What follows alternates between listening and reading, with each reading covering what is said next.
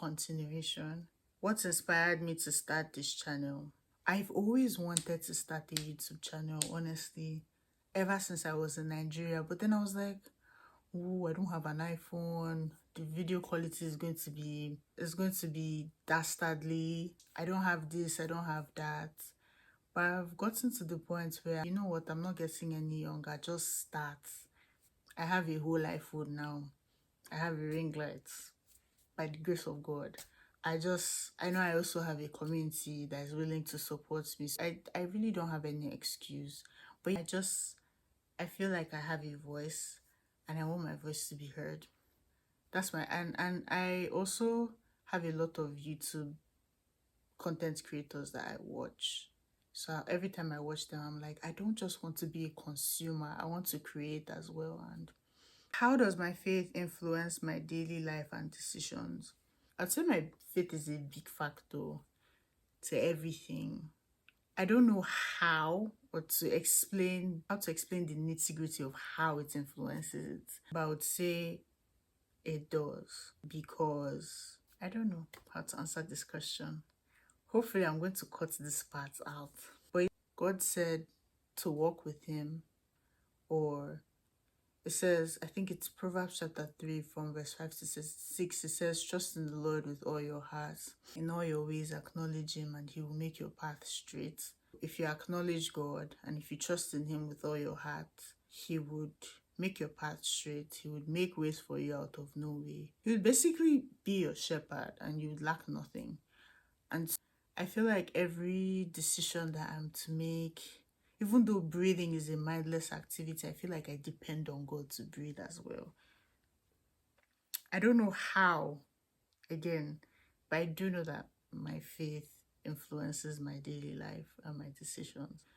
God has given me the spirit of wisdom and excellence and whatever have you. Okay, so I got more questions from ChatGPT to answer. What's a fun fact about you that most people wouldn't guess? I have never owned a pair of Nike shoes before.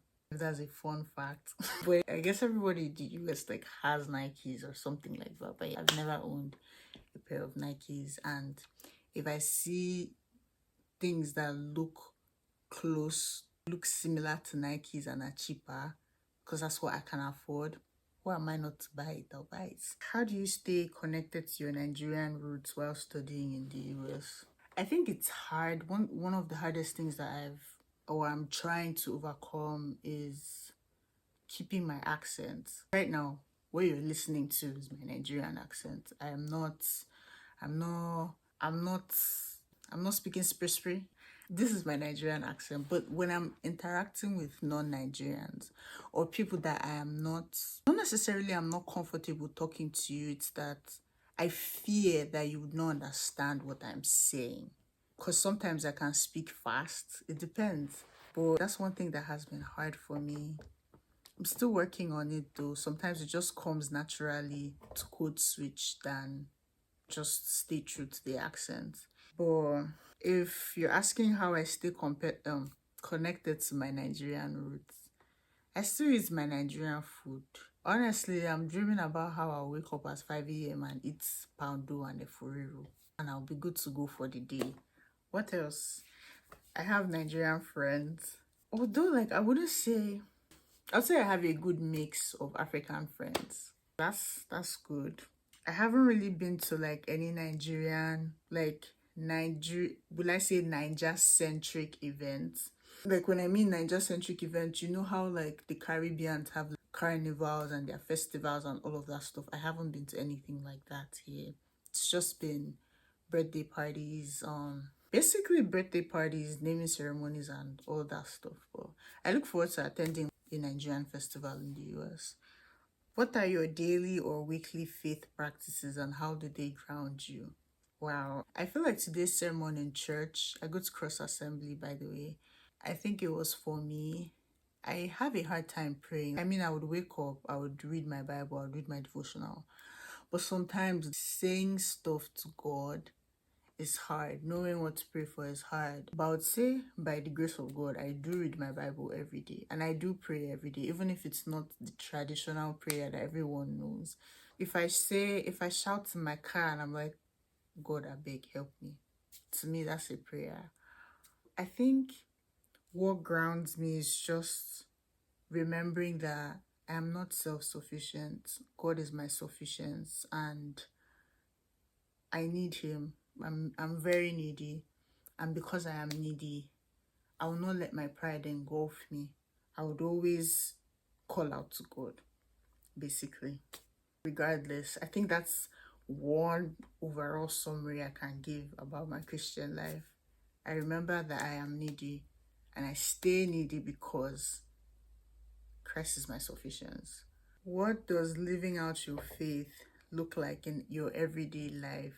Honestly, it can start, to me, it's simple things like loving people, loving your neighbor as much as you love yourself, like being nice to people, smiling back at people. I'm working on that, by the way.